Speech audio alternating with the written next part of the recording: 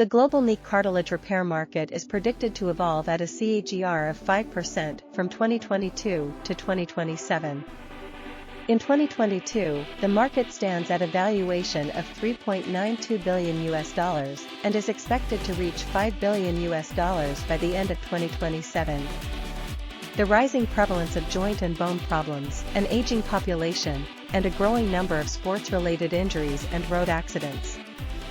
The obesity problem has increased the chances of knee cartilage degradation, which is anticipated to drive market growth.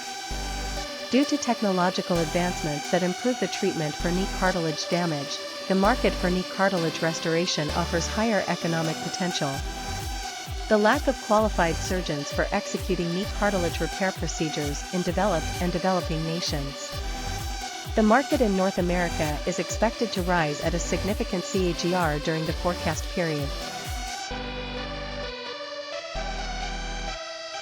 Increasing investments by the government in knee cartilage repair treatments and growing concern among people regarding advanced technologies.